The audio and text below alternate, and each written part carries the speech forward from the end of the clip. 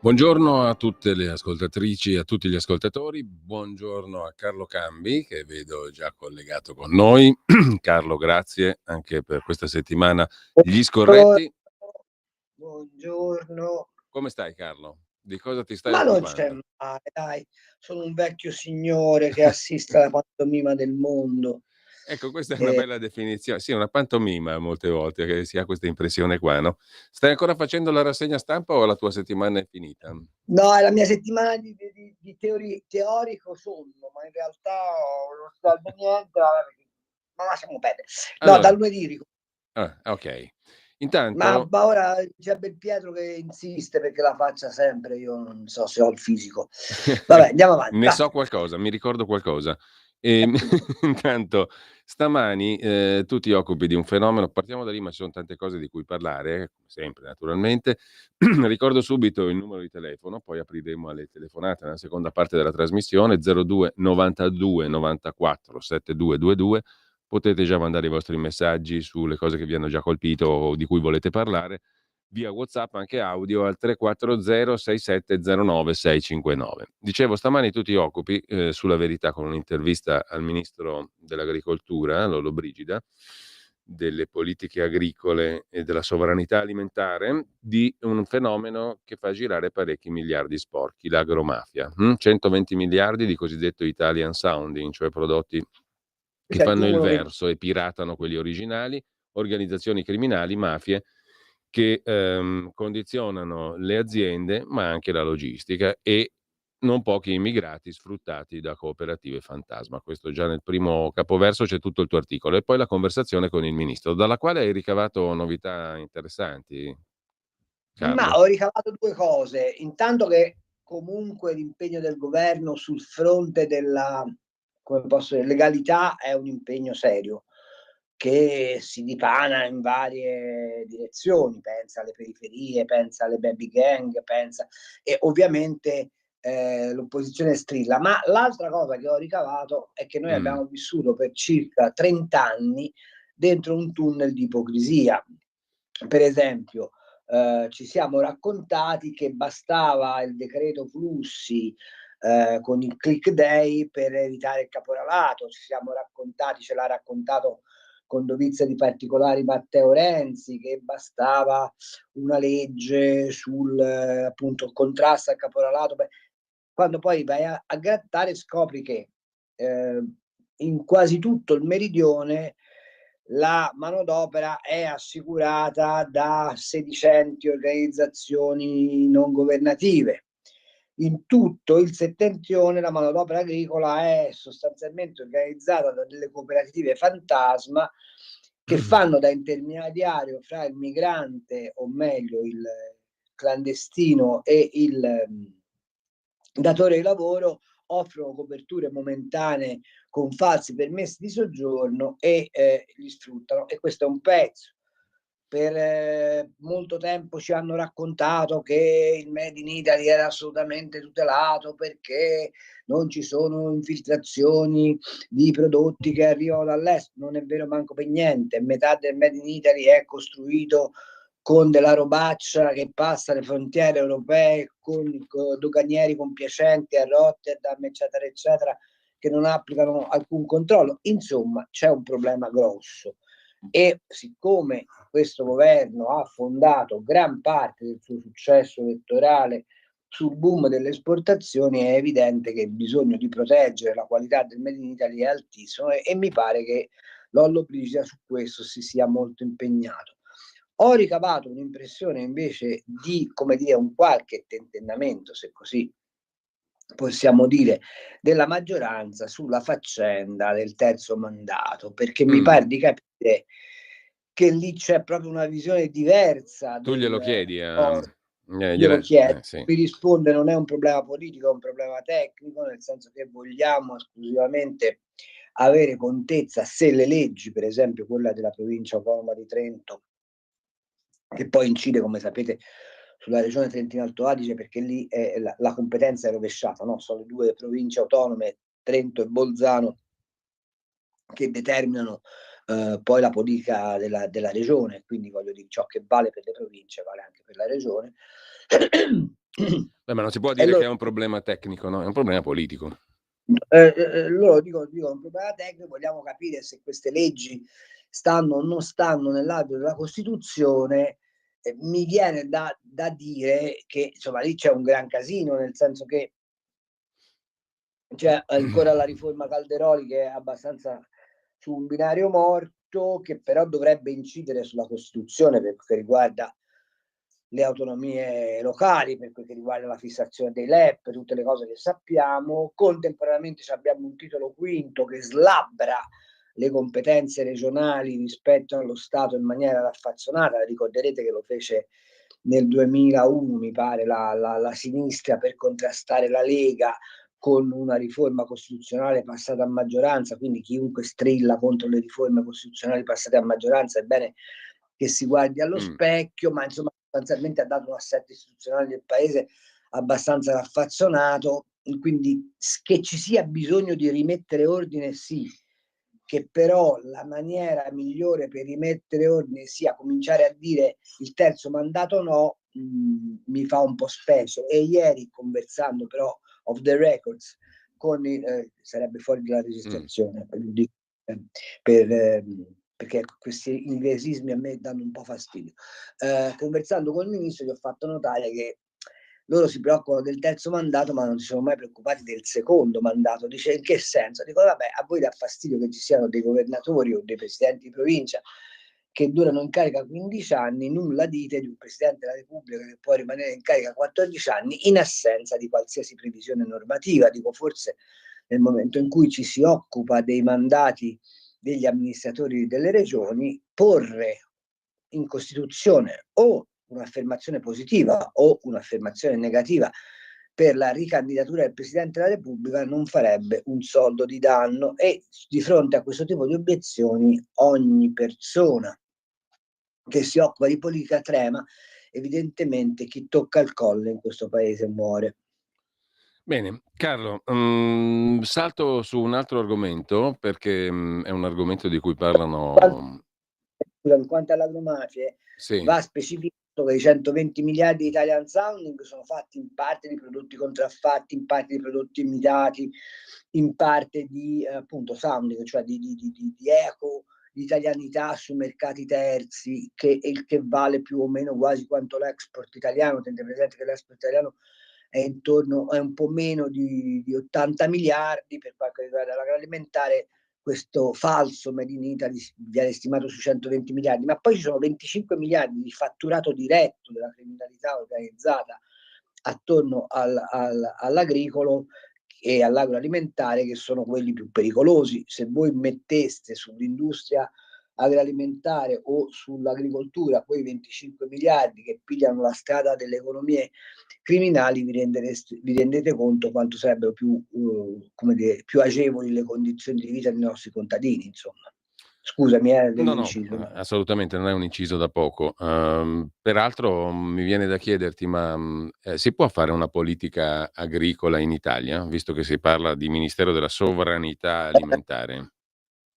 Si può fare nella misura in cui tu vai a Bruxelles, cosa che peraltro hanno cercato di fare tutti, e gli dici a Bruxelles le agricolture europee non sono tutte uguali.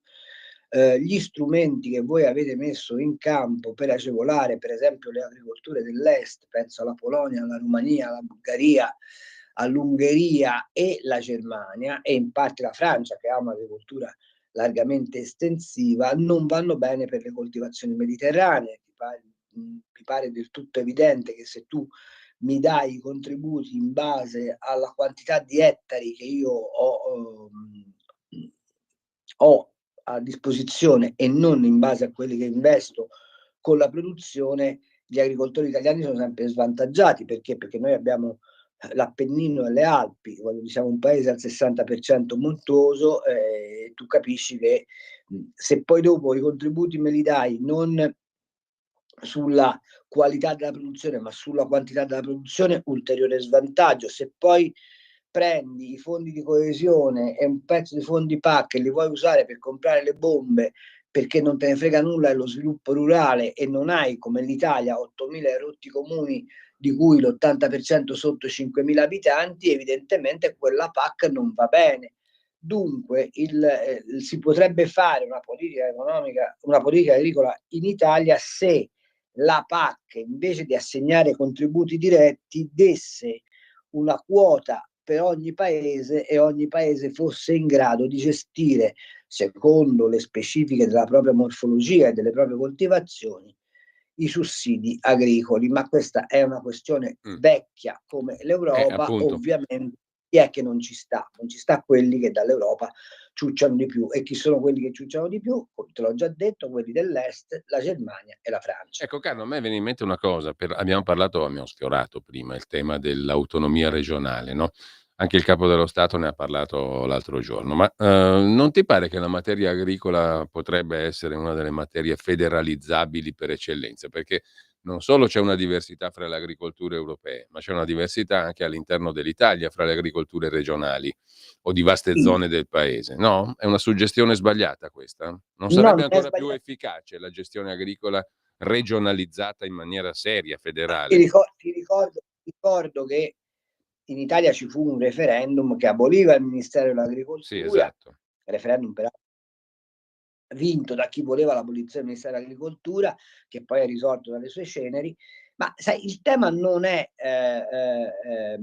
di una gestione esclusiva alle regioni. Ci sono due cose che si possono fare. Indubbiamente il brand Italia, cioè il marchio Italia, ha bisogno di una visione unitaria e quindi serve una struttura, in questo caso potrebbe essere tranquillamente il Ministero, per l'amor di Dio, che fa coordinamento delle politiche agricole, ma poi la gestione Appunto. concreta dei fondi, delle misure strutturali, deve essere lasciata alle regioni. Io addirittura arriverei a dirti alle province, perché per esempio, ora ti faccio un caso del tutto marchigiano, no? Sì, Allora, tu hai la regione Marche, per esempio, ma questo vale per tutta sì, l'Italia, ha una fascia costiera, un'ampia fascia collinare e una fascia montana. montana. Mh. Il tema è: chi coltiva in pianura ha gli stessi problemi di chi coltiva in montagna? No. Certo. Ha le stesse esigenze? No. Per esempio, quant'è la quota di remunerazione del servizio di custodia dell'ambiente che tu devi assegnare a uno che coltiva a Civitanova Marche rispetto a uno che coltiva a Visso? È diversa. Perché chi sta a Civitanova Marche c'ha la sua bella pianura, non c'ha un problema, chi sta a Visso c'ha le frane, c'ha il bosco da badare, c'ha i ruscelli.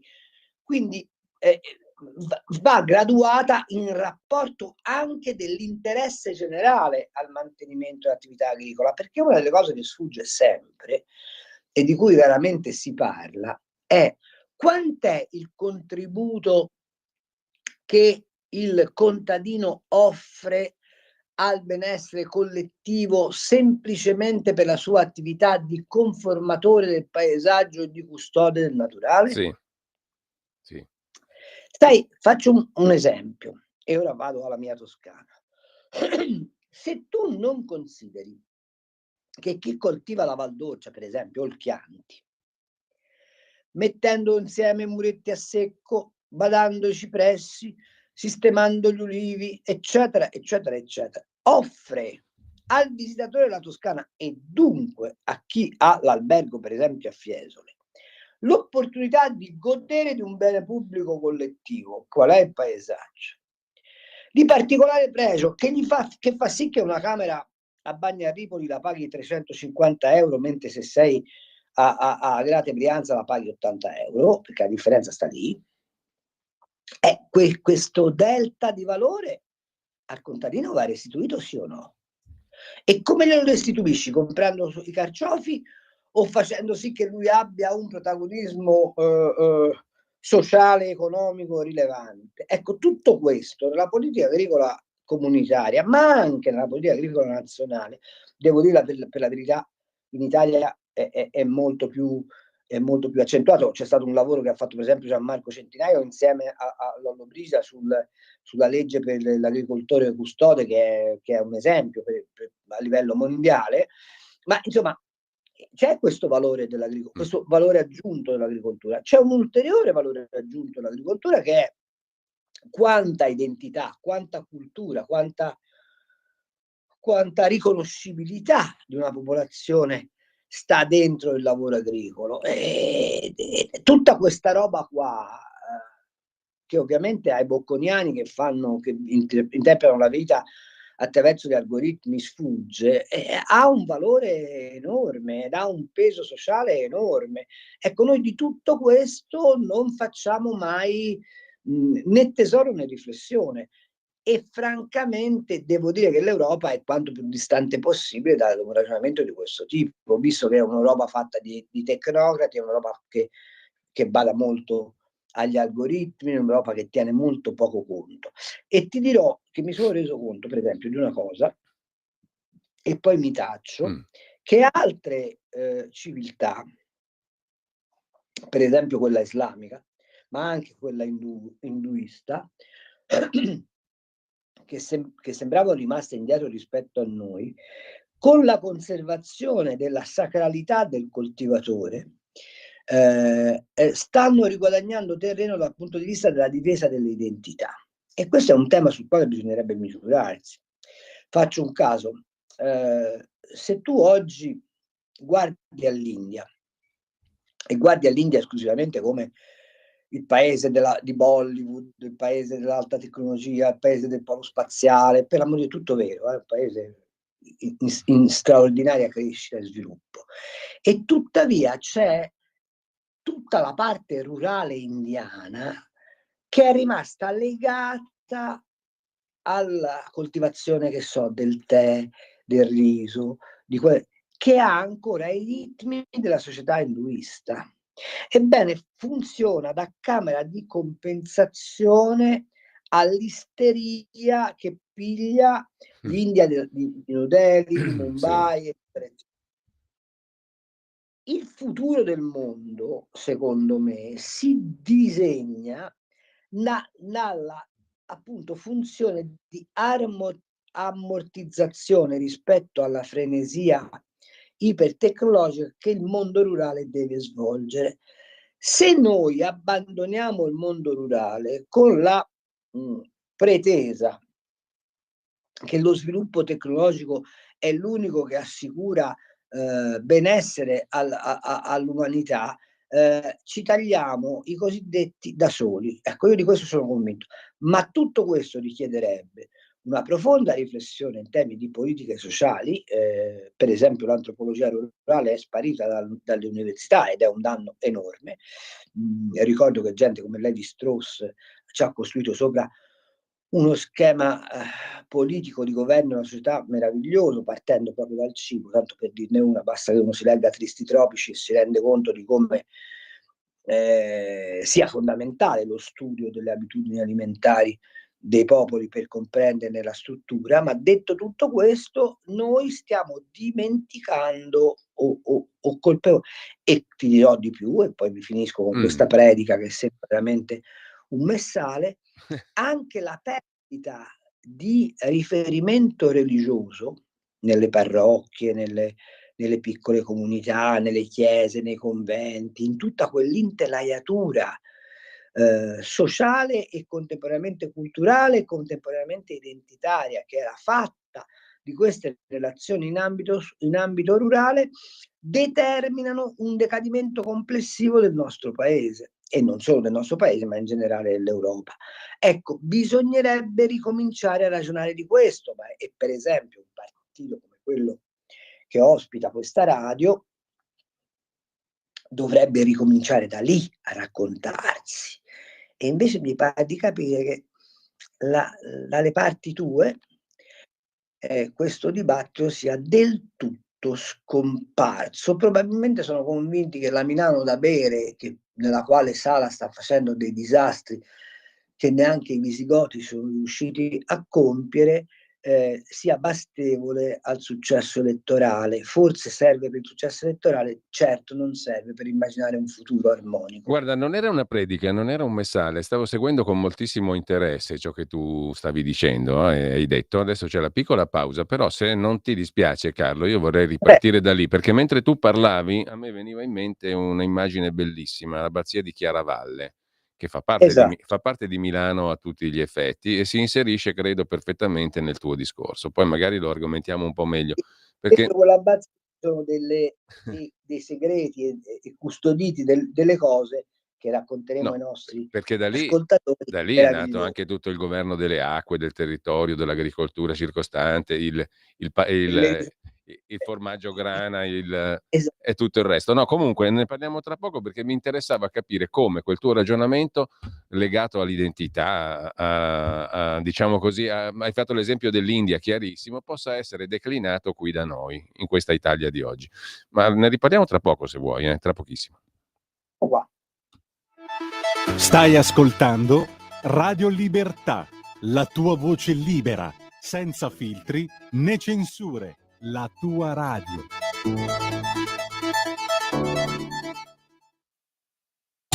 Ladri e rapine? Chiama Sicurbet e installa Dialogos. Telefono 389 11 89 705. Antifurto senza fili o videocontrollo da 980 euro netti. Chiama il numero 389 11 89 705. Prima è meglio che dopo. Sicurbet 389 11 89 705.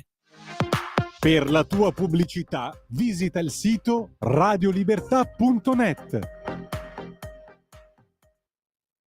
Allora, siamo di nuovo qui. Carlo, come si può declinare quel recupero di civiltà, di identità e di radici, che non è soltanto una cosa culturale, no? Un aspetto culturale e quindi anche politico e antropologico, ma è un aspetto anche economico, reale, produttivo. L'agricoltura sintetizza tutto questo, no? L'hai spiegato benissimo tu, non sto a perderci tempo sopra. A me mentre parlavi appunto mi veniva in mente Chiaravalle. Com'è che possiamo mettere Chiaravalle dentro il 2025 e il XXI secolo? Semplicemente perché senza Chiaravalle non ci sarebbe il 2025. Certo, questo è essenziale, diciamo.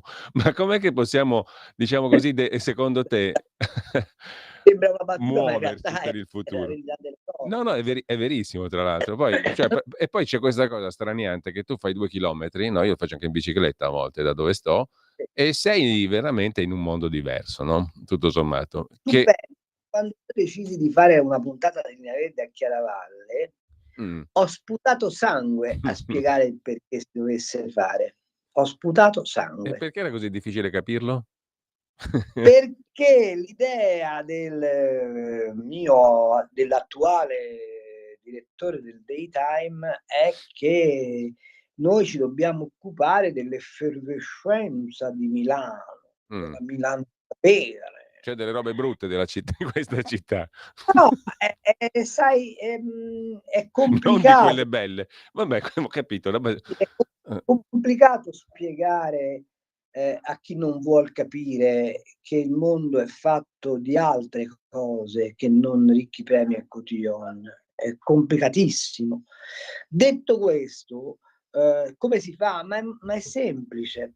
Guarda, a me quando mi raccontano che le famiglie, ed è vero, fanno fatica ad arrivare a fine mese e non ce la fanno con i soldi, che è un problema enorme, l'approvvigionamento alimentare, oppure per esempio che i comuni hanno dei grandi problemi con le mense scolastiche, eccetera, eccetera. Bene, basta.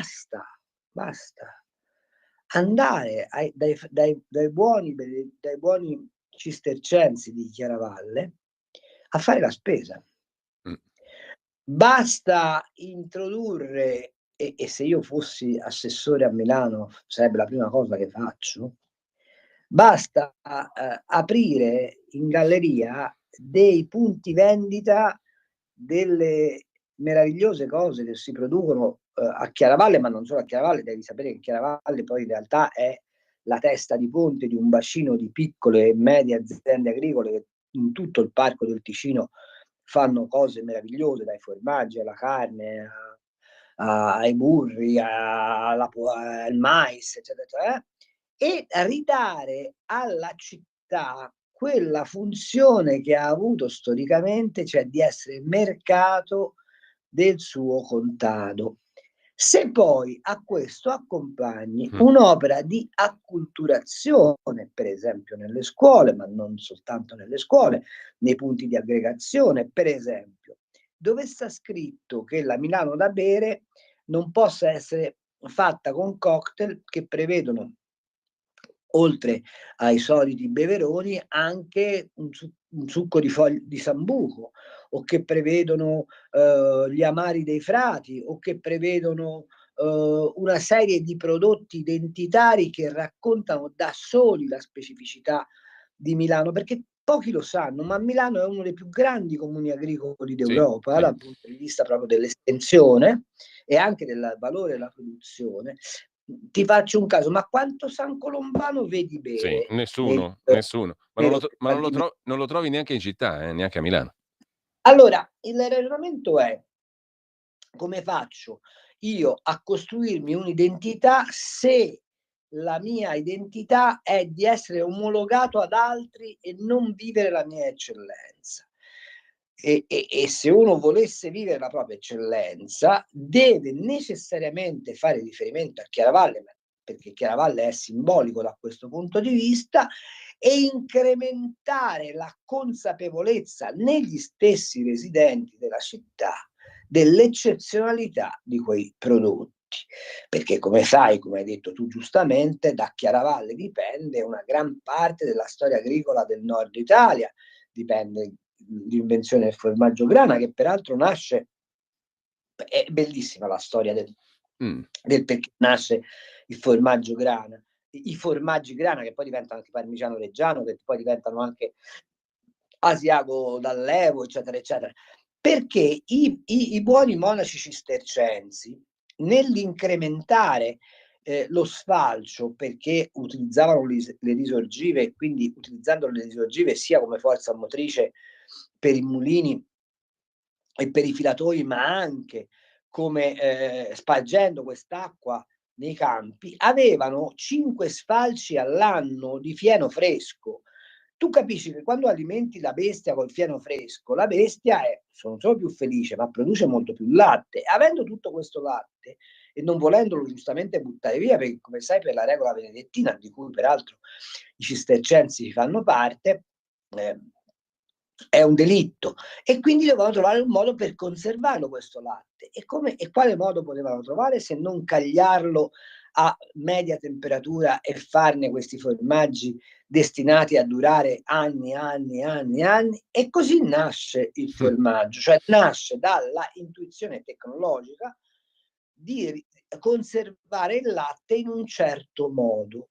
Ora, se tu ci fai un minimo di riflessione e attualizzi quel pensiero all'oggi, quanto del cosiddetto afflato verde per l'armonia del creato sta dentro quell'invenzione? Ci servono veramente le macchine di Elon Musk per stare in ordine col creato, o ci servirebbe invece avere un rapporto positivo col naturale, cercando di esserne, come lo sono stati i Cluniacensi e i Cistercensi, fittavoli accorti del creato? Questa è la domanda. Allora tu capisci che se la prendi da questo punto di vista, l'attualità del mondo agricolo è inscalfibile. È uno splendido discorso, bellissimo. Mi viene da dire, più che Milano da bere, bere Milano e mangiare Milano. Bere Milano. No? È Per esempio. così. Questo può valere per tutte le altre zone del nostro paese, per le altre città, per le altre regioni. Scrive Luigi da Treviso, e poi vorrei saltare a un altro argomento, Carlo, ma poi recuperiamo quello che gli ascoltatori e le ascoltatrici vogliono, aprendo le linee tra poco, più tardi. Ok, Carlo, per la salvaguardia dell'agricoltura, ma non quella che viene fatta con le colonne di enormi trattori che distruggono fisicamente campi e strade, inquinamento sonoro e chimico insopportabile per chi in campagna ci abita, scrive Luigi da Treviso. In senso lato direi la tecnologia, ma la tecnologia si può sposare con quella visione che hai appena esposto, no? Ma assolutamente sì, cioè poi ci sono dei vignaioli, per esempio in Chianti, che hanno riscoperto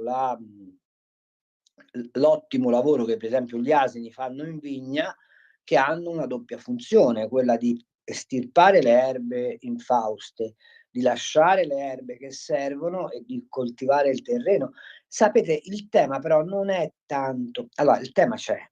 E dove sta? Sta in un equilibrio economico. Se il consumatore non è disposto a pagare un po' di più per avere un prodotto migliore, ma migliore anche dal punto di vista etico, cioè dal punto di vista del rispetto del naturale, eccetera, eccetera, ma va al supermercato e compra il pomodoro marocchino pieno di pesticidi e compra l'olio algerino o tunisino probabilmente estratto a caldo, eccetera, eccetera, e non guarda a queste cose. Se tu sei disposto a pagare, che so io, 1.800 euro il nuovo iPhone di tuo figlio, perché altrimenti, poverino, se no si sente minorato, e non ti preoccupi invece di spendere quei 10 euro in più per comprare, che so, una frutta fatta in un certo modo, e allora lì poi non ti puoi lamentare dei trattori, perché quei trattori servono a massimizzare la produzione, senza la quale quel prodotto, data la come dire, catena di distribuzione che strozza all'origine i prezzi, quelli non riescono a stare in piedi. Vedete, noi siamo soliti autoassolverci, denunciando sempre le mancanze altrui, ma l'orientamento è da consumatori abbiamo un comportamento responsabile e compatibile con le nostre voglie di ambiente pulito, di tranquillità o no? Questa è la domanda. E un'altra domanda, ma perché continuiamo a, come dire, andare a fare la spesa obbedendo alla logica del consumo di più e spreco di più, ma vado nel discount. Fate un'altra operazione. Consumo di meno, non spreco nulla, ma vado dove la qualità e la garanzia della territorialità è massima. È un cambiamento di paradigma, è complicato da ottenere, ma è quello che ci mette poi a riparo dai megatrattori, tanto per dirne una. Allora, Luciana pone il problema alla radice. Luciana da Muggiò dice anche in tema, sviluppando il discorso dell'agricoltura e a complemento di questo di cui abbiamo parlato stamani, puoi chiedere al dottor Cambi di rinfrescarci la memoria su cosa si succederebbe se pretendessimo l'Italexit. Non abbiamo convenienza a restare in Europa anche dal punto di vista agricolo, mettendo sulla bilancia il dare e l'avere. No, non è del tutto vero dal punto di vista agricolo. Non possiamo uscire dall'euro per il semplice motivo che abbiamo denominato il nostro debito in euro e quindi la svalutazione che si avrebbe uscendo dall'euro sulla lira farebbe sì che la cifra del debito pubblico che noi dobbiamo comunque considerare diventerebbe quasi ingestibile. Questo è, ma non è perché è conveniente stare in Europa, perché noi abbiamo accettato di stare in un sistema che rende complicato uscirne da quel sistema. Sulle convenienze avrei molto da dire, per esempio, noi ci stiamo battendo da anni come paese sul cosiddetto cambiamento del codice doganale. Ora vi spiego che cos'è. Il codice doganale è quella cosa per cui se un prodotto, anche extracomunitario, arriva in Europa e ha una minima trasformazione in Europa, diventa immediatamente comunitario. Chi è che difende a spada tratta questo codice doganale? I due paesi che hanno avuto un impero e il terzo paese che questo impero se l'è costruito con la dipendenza dal marco. Perché? Perché per esempio la Germania importa tantissime nocciole dalla Turchia le confeziona in Germania e le rimette sul mercato europeo dicendo che sono europee. O per esempio la Francia che ha rapporti necessitati col Marocco, fa entrare e la Francia, come sapete, produce pochissimi agrumi se non nella fascia mediterranea, fa entrare le arance marocchine e te le rivende come se fossero arance comunitarie. La Spagna importa dalle sue terre di oltremare una quantità incredibile di prodotti e li fa diventare comunitari. Tutto a questo aggiungi il fatto che la comunità europea utilizza i prodotti agricoli, penso appunto all'olio tunisino, penso al riso cambogiano, penso alla frutta di tutto il Maghreb, l'elenco è infinito, utilizza i prodotti agricoli come prodotto diplomatico, cioè concede, ma guardate anche l'accordo CETA con il Canada, ma guardate l'accordo Mercosur con i paesi latinoamericani, concede sconti sulle produzioni agricole, perché ovviamente sono quelle che questi paesi hanno in maggiore quantità e con maggiore disponibilità, essendo prodotti che non abbisognano di grandissimo né impiego di capitali né di impiego scientifico, e regolarmente l'Unione Europea li usa come prodotto diplomatico per favorire che cosa? La finanza francese, le banche, le macchine tedesche, eccetera, eccetera, eccetera. Quindi noi non abbiamo una grande convenienza a stare dentro la politica agricola comunitaria. Per esempio, l'Europa non ci assicura nessuna protezione fuori dai confini europei dei nostri marchi fondamentali, penso, che so, prosciutto di Parma, parmigiano reggiano, mozzarella di bufala, eccetera, eccetera, che sono sottoposte, come si diceva all'inizio della trasmissione, a un pesantissimo Italian Sounding, che vale appunto, come vi ho detto, 120 miliardi, quando il nostro export non arriva a 80. Quindi non abbiamo una convenienza a stare in Europa, abbiamo una quasi impossibilità ad abbandonare l'Europa, ma esclusivamente per il peso del nostro debito pubblico, che se fosse di nuovo denominato in lire lo dovreste moltiplicare a occhio per 2000, avrebbe una proporzione enorme, il che ci costringerebbe a svalutare tantissimo, e svalutando tantissimo che cosa succederebbe? Che avremmo dei forti problemi di approvvigionamento di materie prime. Come sapete, l'Italia è un paese largamente trasformativo e quindi si dovrebbe presentare sui mercati internazionali con una valuta che sì, ci favorirebbe nell'esportazione, ma che nel primo periodo ci darebbe dei grandissimi problemi in termini di approvvigionamento. Questo è il meccanismo, detto proprio in estrema sintesi, perché bisognerebbe fare una lezione universitaria su tutto. Ma detto in estrema sintesi, questo è. Che cosa volevo dire? E quindi questa è la situazione. Ripeto, non c'è tutta questa convenienza, c'è una, come posso dire, ormai reiterata costrizione a stare in Europa, ecco.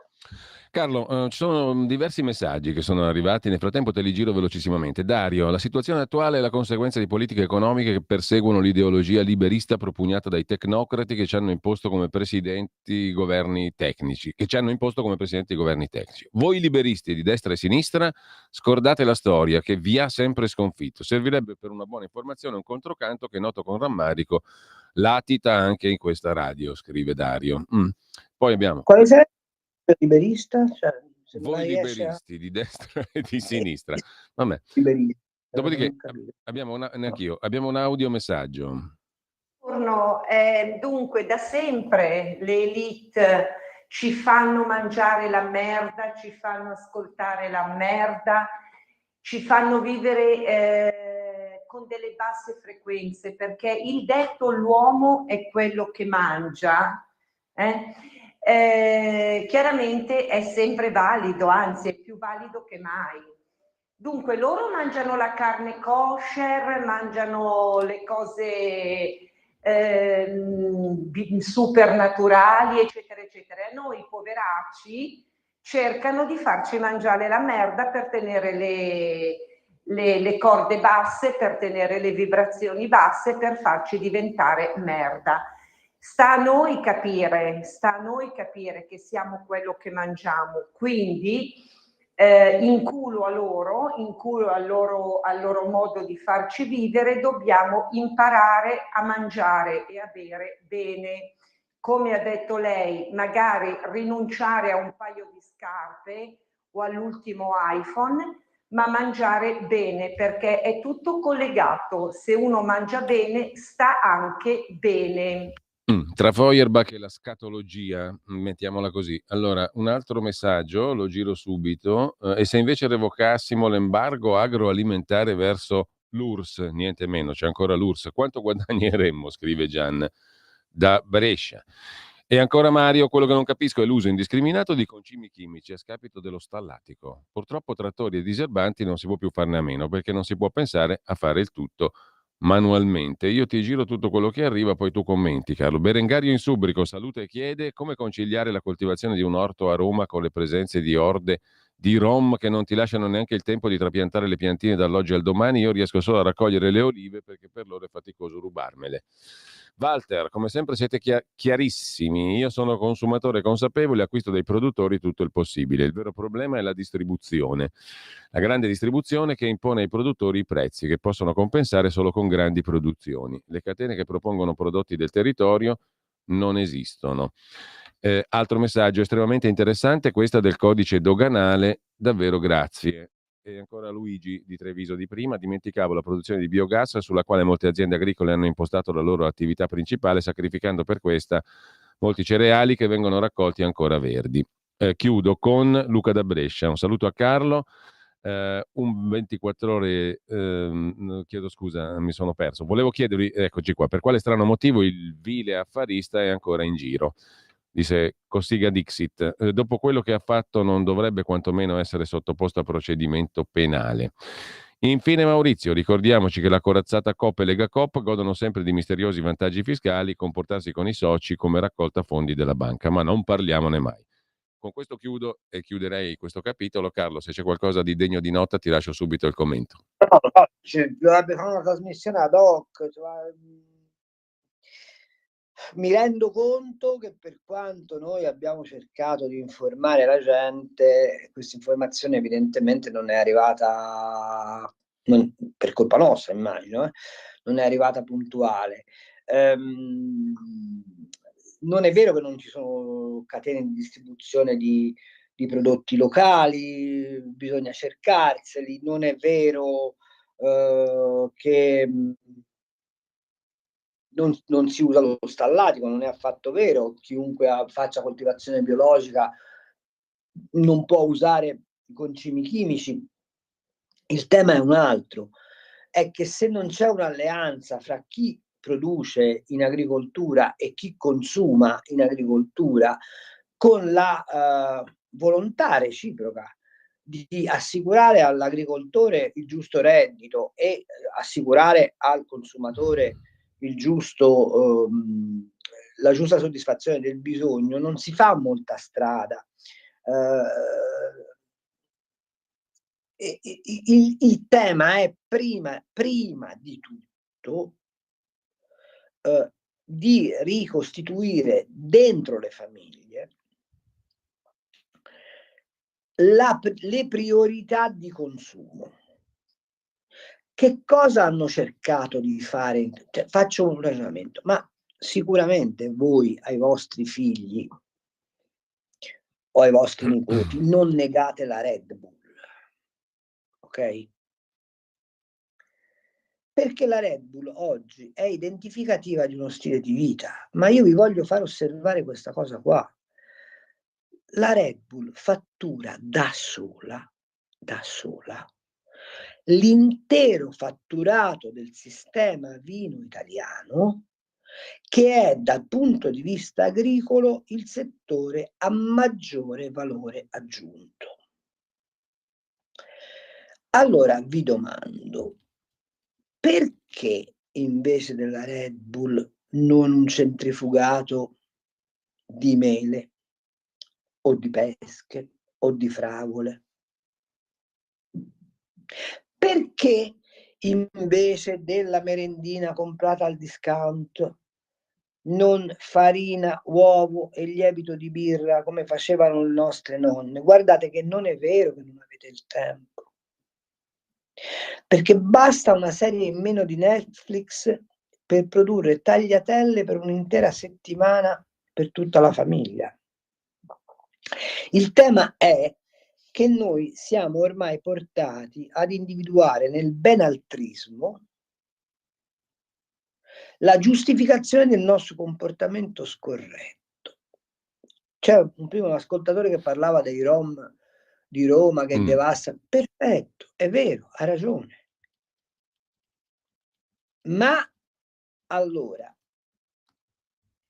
come si fa se non si fanno le denunce, se non si dice a Gualtieri che ti mando a casa come sindaco, se tutte le volte che vai a votare voti per schieramento ideologico e non rispetto alla soluzione dei problemi che ti stanno a cuore, sto parlando a livello amministrativo, a livello politico poi un altro ragionamento. Ecco, è tutta questa filiera di deresponsabilizzazione che il cittadino ha assunto verso se stesso, che è una parte del disastro a cui stiamo andando incontro. E secondo me l'elemento cosa mangio, quanto spendo, dove compro e come compro è uno degli elementi fondamentali della ricostituzione della coscienza civile. Tutto qua. Poi quanto al liberista, se questo signore mi spiega che cosa intende lui per liberista e perché ci vorrebbe un contraltare, quale sarebbe il contraltare? La comune? No, mi faccia capire. Non ho capito. Cioè, io su questa cosa divento una bestia.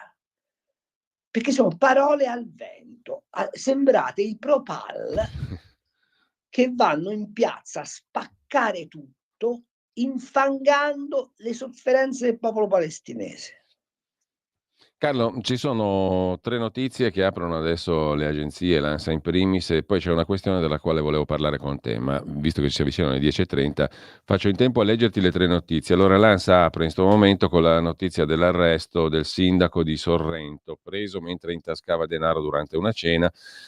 La procura contesta il reato di induzione indebita a dare, promettere utilità. Si tratterebbe di un sindaco a capo di liste civiche sostanzialmente riconducibili al PD, al centro-sinistra, insomma. E questa è la notizia che apre l'ANSA adesso. Poi la seconda su Israele, che si preparerebbe ad attaccare le centrali nucleari in Iran, secondo fonti dell'intelligence statunitense, il che significherebbe, scrive l'ANSA, una rottura con Donald Trump, che sta cercando di raggiungere un accordo anche con l'Iran.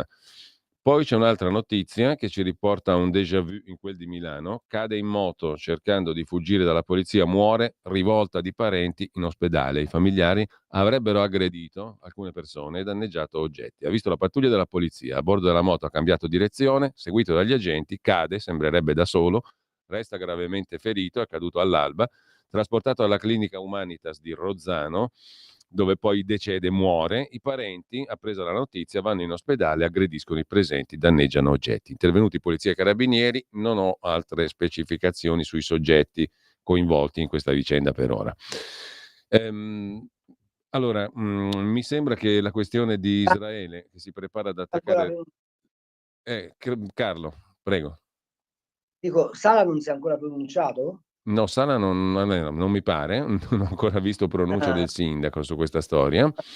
Invece quello di cui ti volevo parlare, ma poi abbiamo la pausa, riguarda la vicenda dell'omicidio di Chiara Poggi, che si è riaperta dopo Alberto Stasi. Allora, sto notando una cosa, no? Che adesso tutti i giornali ne parlano, naturalmente. C'è un titolo che mi ha colpito stamani sfogliando velocemente i quotidiani, è il titolo che incornicia il commento del direttore di Libero Mario Secchi, la mano fantasma, colpo di scena a Garlasco, e poi argomenta il direttore: una cosa certa è questa, troppi elementi ignorati. Siamo arrivati alla certificazione che in passato, quando si è puntato il dito su Stasi, più di qualcosa è stato preso sotto gamba.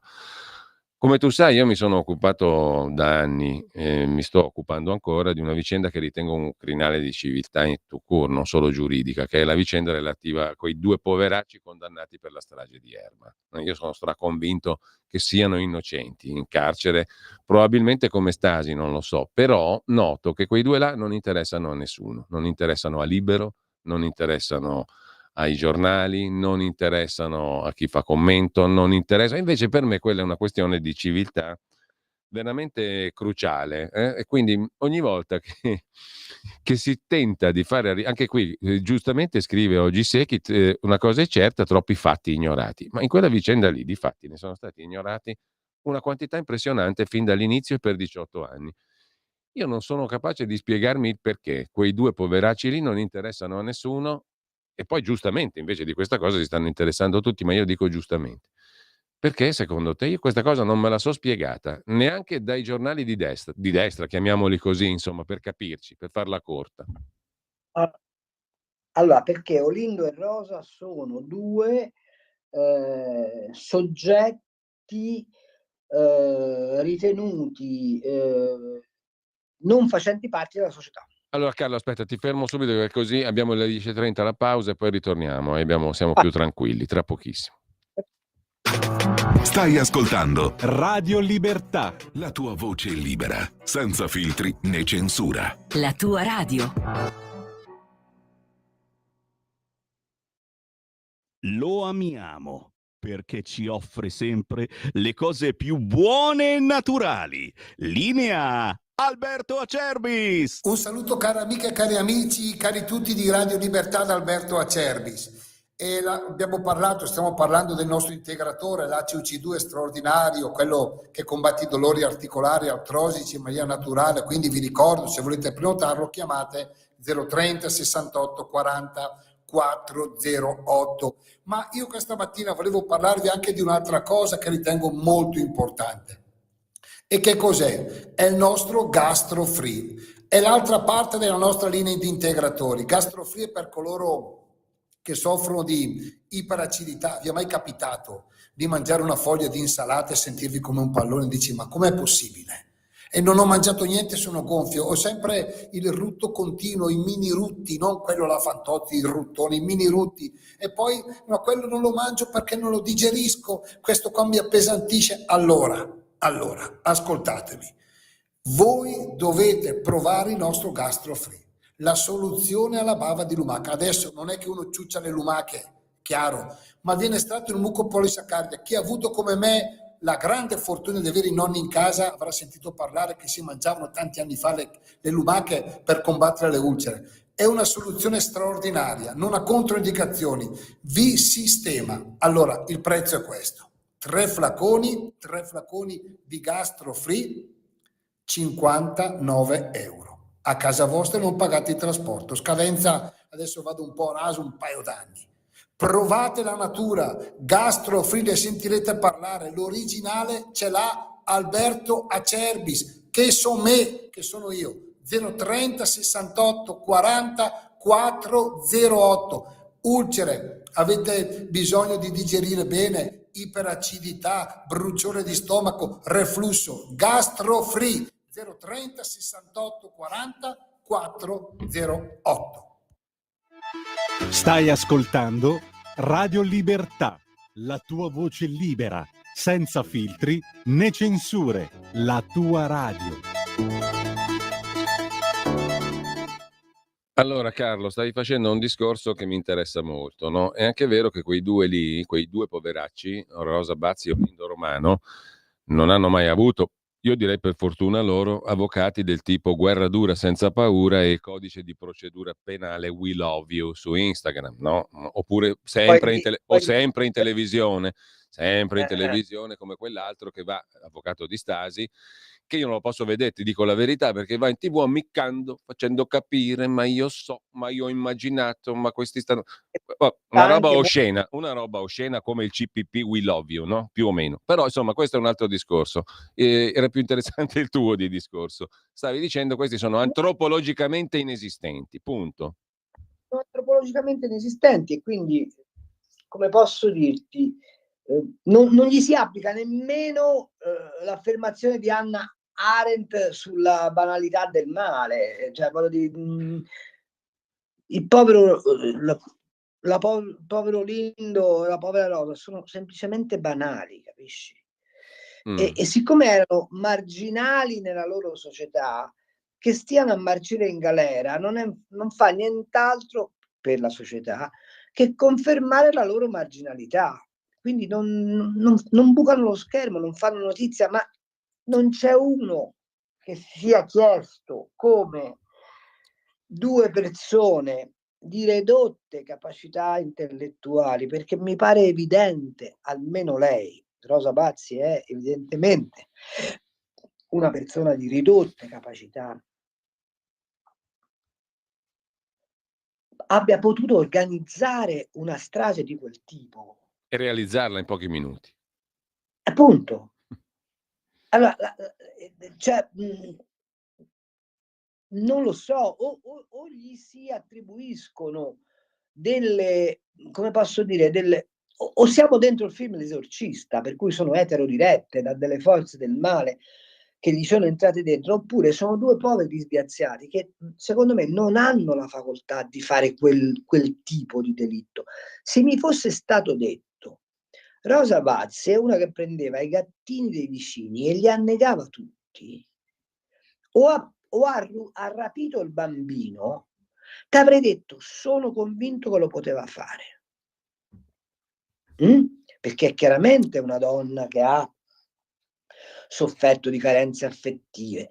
Se mi fosse stato detto Olindo ha sferrato un pugno al vicino e l'ha fatto secco, oppure gli ha dato una coltellata, ti avrei detto sì, sono convinto che sia un assassino potenziale. Ma quella roba lì non la possono fare due, tra virgolette, mi si perdoni e lo dico con tutta la benevolenza del mondo, minorati mentali. E l'altra cosa che mi meraviglia è che le corti attraverso cui è passato quel procedimento non abbiano mai preso in considerazione la ridotta capacità di intendere e di volere di queste due persone, che non è una ridotta capacità di intendere e di volere momentanea legata al fatto, ma che è proprio un QI sotto media. Però, come giustamente dici tu, non hanno un apparato difensivo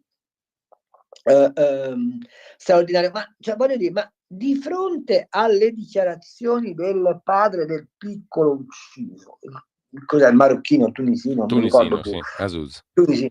che dice quei due non sono stati, me l'hanno fatta pagare.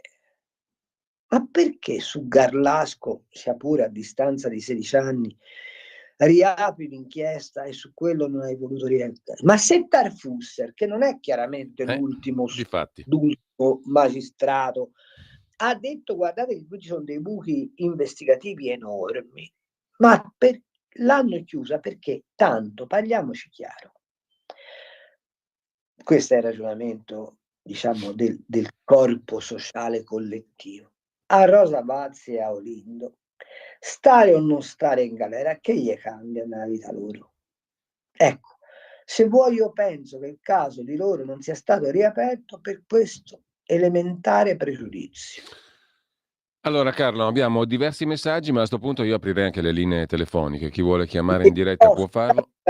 Una cosa la voglio dire. Sì, dimmi Carlo.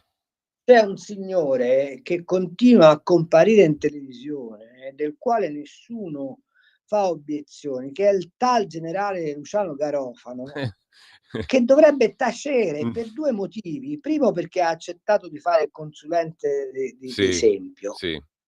E quindi porta in televisione una visione di parte. Io ieri sera l'ho sentito una trasmissione, sono rabbrividito perché si è permesso di dire io in questo momento non parlo da consulente della difesa di esempio ma da esperto. Tutti i buchi investigativi che riguardano le mancate come posso dire, introspezioni tecnico-scientifiche dei RIS di Parma sono sua responsabilità perché li comandava lui allora. Lui è uno che è entrato nella villetta di Garlasco e ha detto che non c'era mai entrato per poter assumere l'incarico da esempio, e nonostante questo viene invitato in tutte le trasmissioni e conciona e dispensa senza che su di lui vi sia il minimo dubbio sulle capacità. Ecco, allora io mi chiedo, è accettabile che la giustizia sia trasformata in una sorta di vodevil? Sì o no?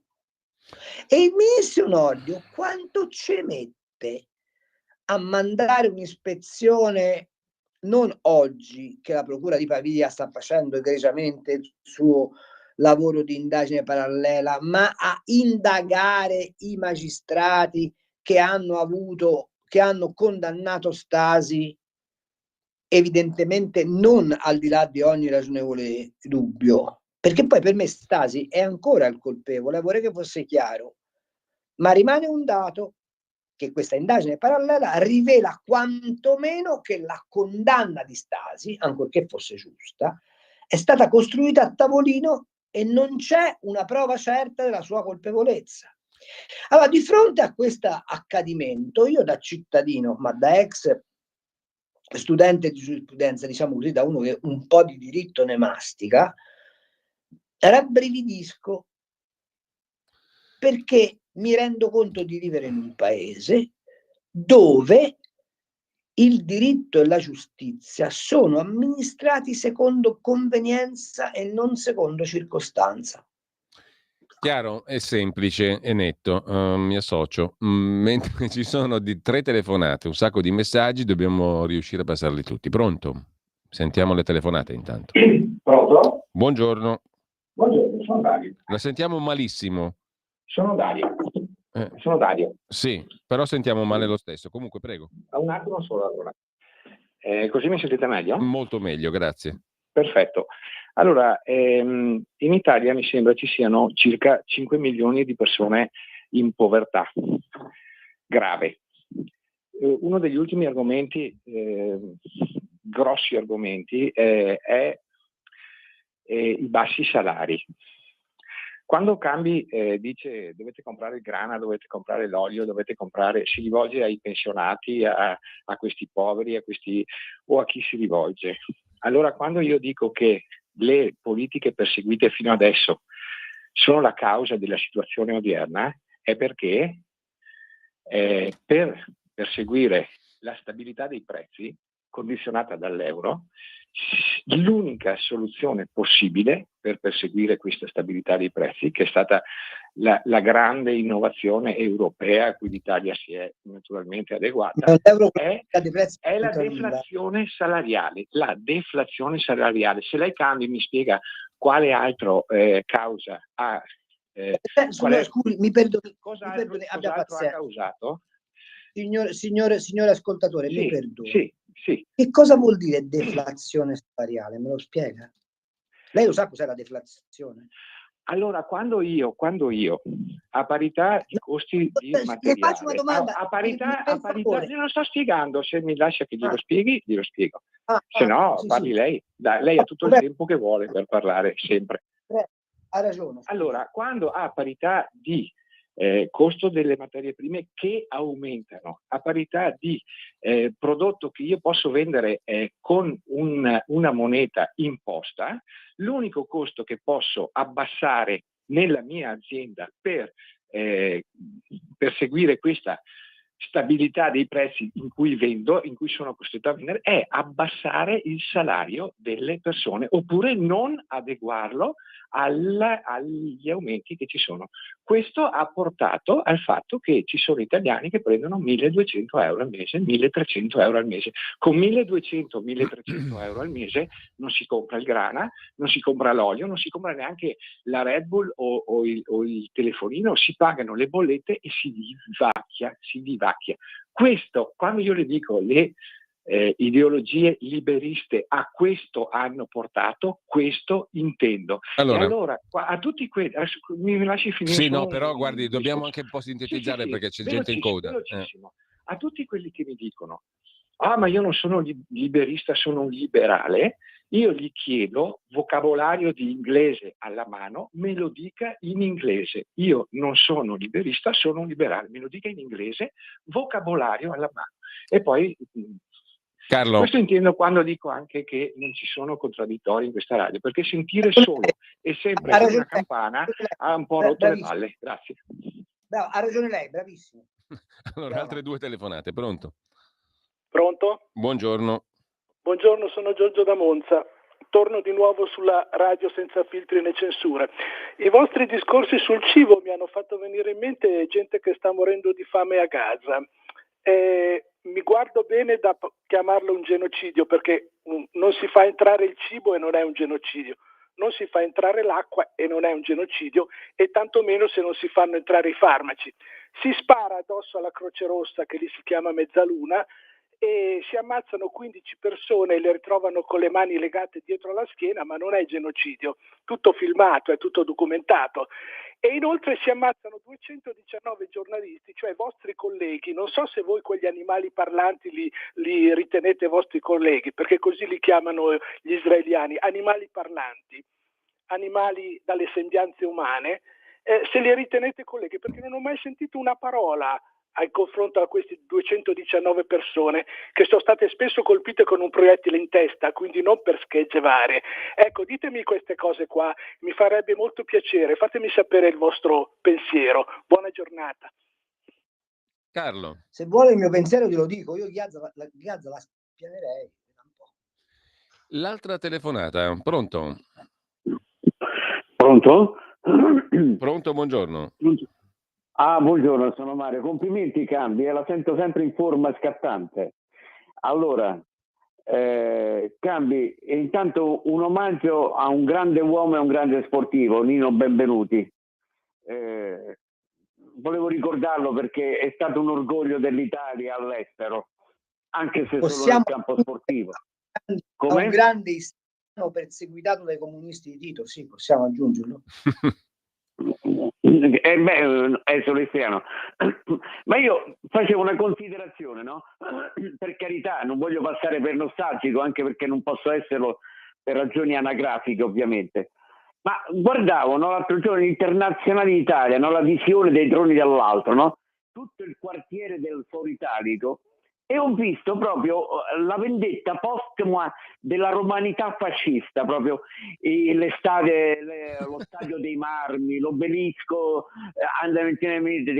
della Bonanima, le lapidi con la... Cioè, io abitavo a Roma, un'era geologica fa 40 anni fa, 1 chilometro esatto dal Foro Italico, abitavo a Piazza Recodio, e lo raggiungevo sempre ogni mattina alle 6:30 per fare jogging. E lì c'è un trionfo di Duce a noi, di Dux, le grandi costruzioni, le piscine, no, con i mosaici stupendi, tutte quante le costruzioni. E proprio ho detto, guarda qui, questi qua, no, durante l'epoca, no? E per una settimana l'Internazionale d'Italia è stato il trionfo di tutto questo.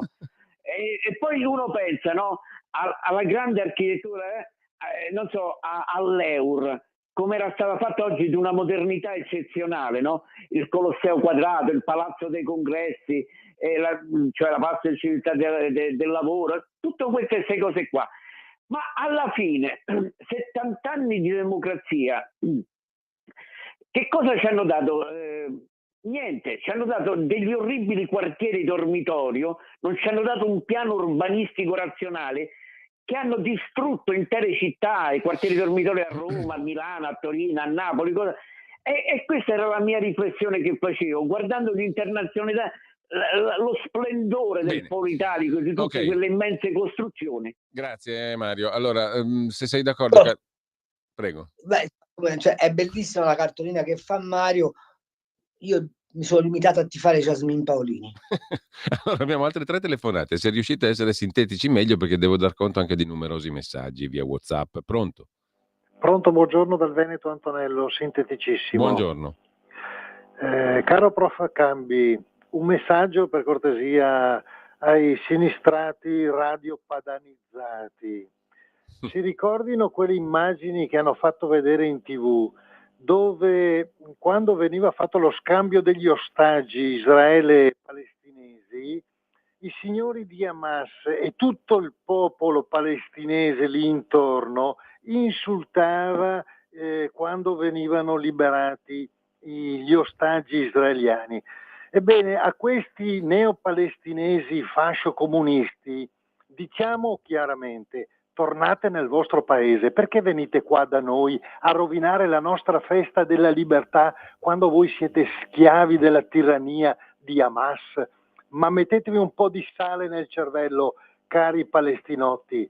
Buona giornata, professor Cambi, complimenti. L'altra chiamata, pronto? Pronto, buongiorno. Sono Gianni da Genova, ciao Giulio. Ciao Un Gianni. abbraccio a Carlo. Sono molto contento che ha parlato dei monaci cistercensi, che sono un affezionato.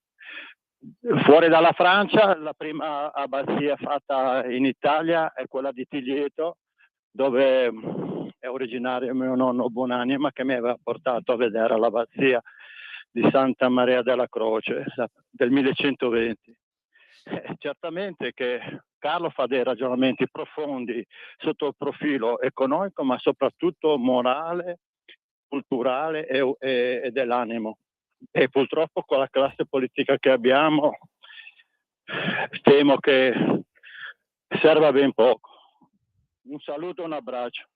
Grazie. L'ultima telefonata, perché sennò non abbiamo tempo poi per i vari messaggi. No, non c'è più caduta. Allora, Carlo, ti do conto dei messaggi che sono arrivati nel frattempo. Allora, scrive Gianni da Roma: tra tante disgrazie che si abbattono sull'Italietta, almeno in questo momento storico possiamo contare su un governo che, se non altro, prova a difendere gli interessi del nostro paese.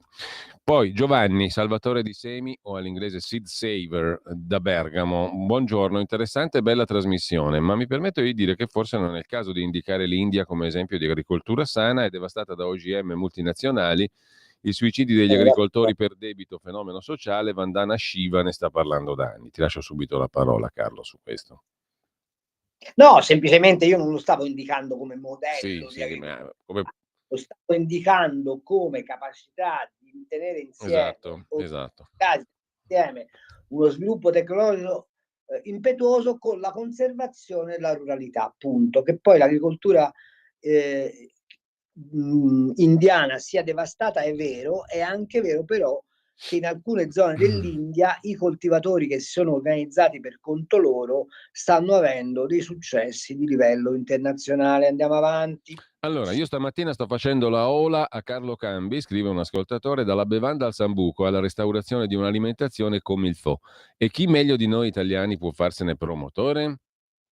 E scrive ancora un altro ascoltatore, Giovanni: il morto nell'incidente a Milano è un libico. Non vorrei essere al posto degli inseguitori. L'incidente di cui sopra, no? Che è il modello di quanto già accaduto al corvetto X mesi fa. Ancora un altro messaggio: non è una novità, ma Rai, Mediaset, la 7 stanno facendo ostruzionismo alla Lega, va di moda Bonelli e Fratoianni, ci sono in tutte le reti a tutte le ore, si vede che la comparsata di Bonelli alla Camera alza gli ascolti, per me è una vergogna. Io non lo so perché ormai non riesco più a vederle le trasmissioni televisive. Comunque, Fabrizio Corona è anche lui convinto che Rose e Olindo siano innocenti, questo ci importa poco. Qualche giornalista ha mai chiesto al Mortadella delle sue dichiarazioni entusiastiche di adozione dell'euro. Ne va ancora fiero, scrive un ascoltatore. Carlo da Seregno: Olindo e Rosa sono stati incolpati perché era un periodo in cui cercare tra la malavita di extracomunitari avrebbe portato ulteriormente voti alla Lega, in quel momento in forte ascesa. Sapete quanti assalti e ville e appartamenti effettuati da bande di malavitosi, tacitate dalle forze dell'ordine, che intimavano ai testimoni di non rivelare la provenienza straniera degli aggressori, pena avere problemi. Nella sentenza per Rose e Olindo le aporie sono certificate, scrive Walter, era il giudizio di Cassazione del 2011 che commentammo a suo tempo. E poi ancora, aspetta un attimo Carlo che vedo gli ultimi, secondo me occorre fare la differenza fra le politiche economiche liberali e neoliberali. Un tempo i liberali avevano uno spiccato senso morale, i soldi servivano anche per la crescita sociale, oggi di spiccato c'è l'egoismo. Chiedi a Cambi cosa ne pensa se si attuasse una, alleanza tra Stati Uniti e Russia, quello che aveva cercato più o meno di fare Berlusconi. I palestinesi, ultimo messaggio, sono gli unici arabi che vogliono stare a casa loro, non vengono qui a delinquere. Questo è un altro messaggio ancora con il quale chiudiamo però i messaggi. Carlo. Allora, non è vero che Berlusconi voleva fare l'intesa Russia-America, ma voleva semplicemente contenere la Russia dentro il perimetro delle nazioni europee, dove peraltro dovrebbe stare per cultura e tradizione. Non è vero che i palestinesi non delinquono, perché l'80% dei terroristi internazionali sono palestinesi, ma è vero che i palestinesi sono sotto il tacco di Hamas e tutti quegli aiuti umanitari che non arrivano. Sapete perché? Perché Hamas li sequestra, perché ha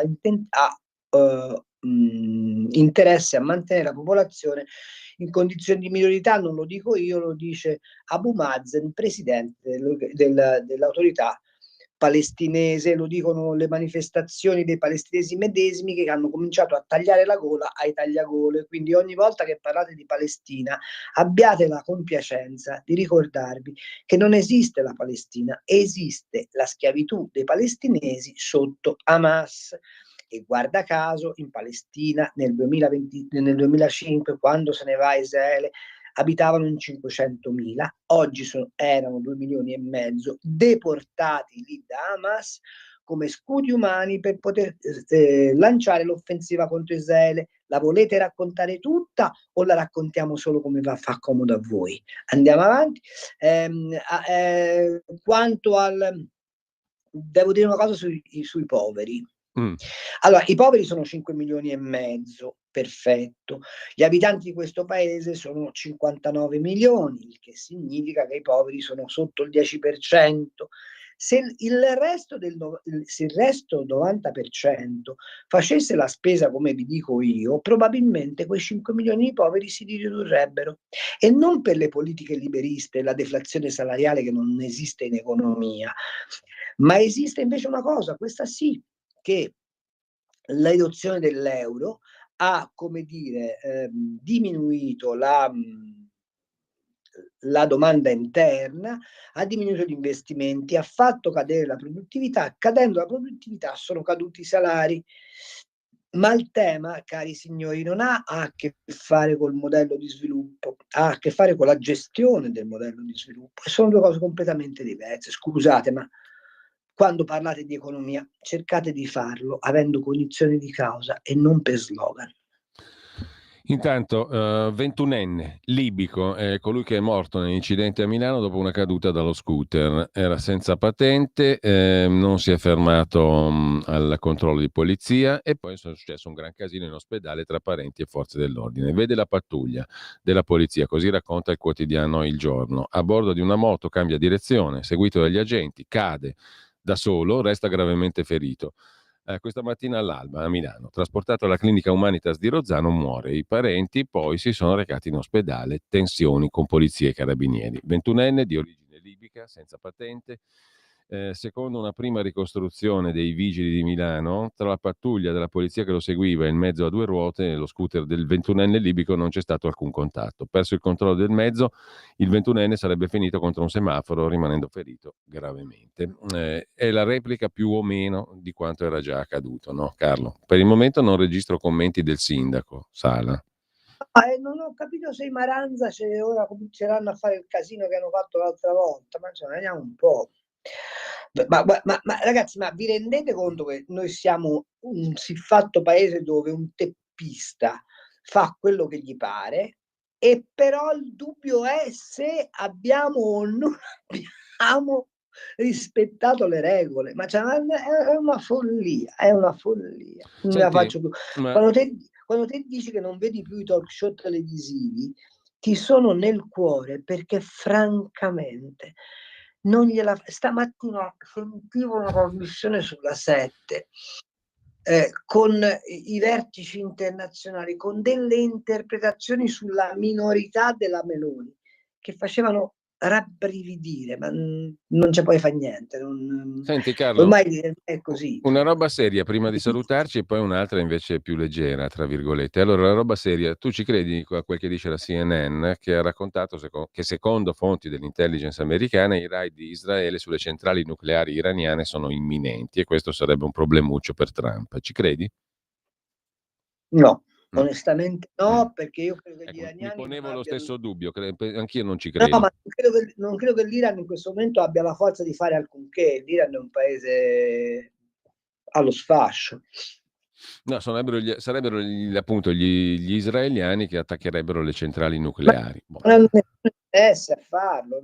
Anche a me non sembra centrata come cosa. Mentre... No, il tema piuttosto è occhio alla Siria, quello sì, occhio alla Siria, perché la Siria è un punto di crisi forte. No, l'Iran, ma a che gli serve agli israeliani che hanno un problema enorme, cioè contenere il terrorismo alle porte di casa fra Libano e Cisgiordania e Palestina, andare a rompere le balle agli iraniani che sono alla canna del gas? Non ha senso, dai, su. Intanto... Cioè, la cosa vera qual è?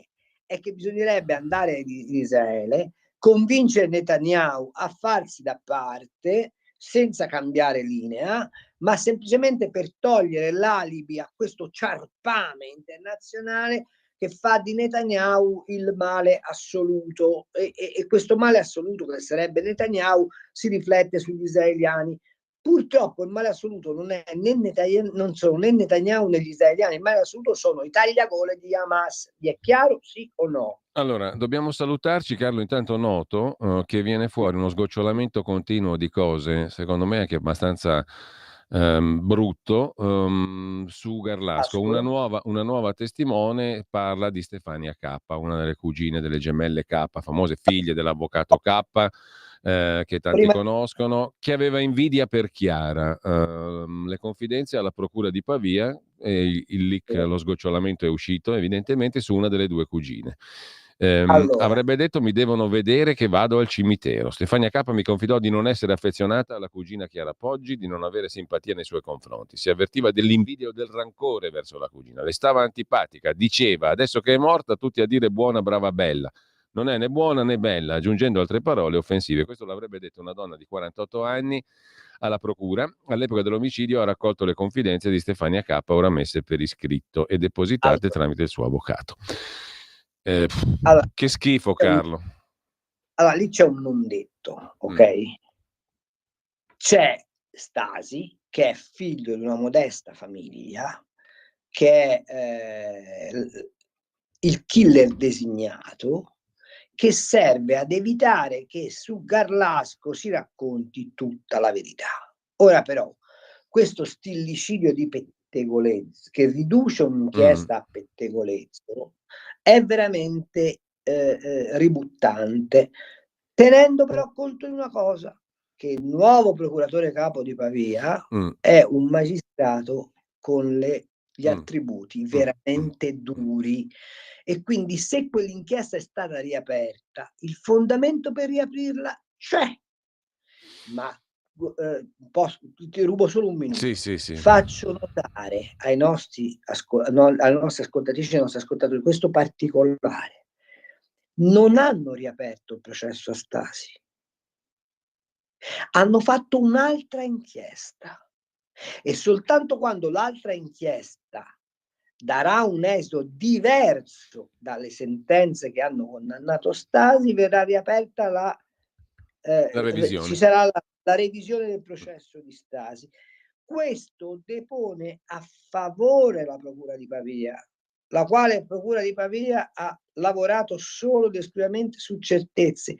Tutto il chiacchiericcio non riguarda l'inchiesta. Certo. State attenti a questo. Chiaro. Allora, l'ultima cosa invece leggera di cui volevo parlare con te, ma proprio a livello di battuta prima di salutarci, che ne dici di Mussolini leghista? Facciamoci una risata, dai. Ma sì, no, ci sta.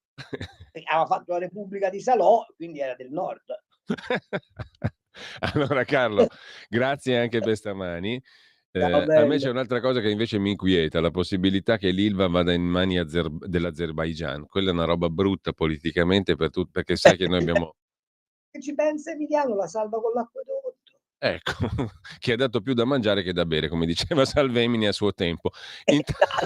Intanto grazie a Carlo Cambi, grazie a tutti coloro, ascoltatrici e ascoltatori che ci hanno seguito, sono intervenuti, eccetera. Soprattutto eccetera. Buon pomeriggio a tutti.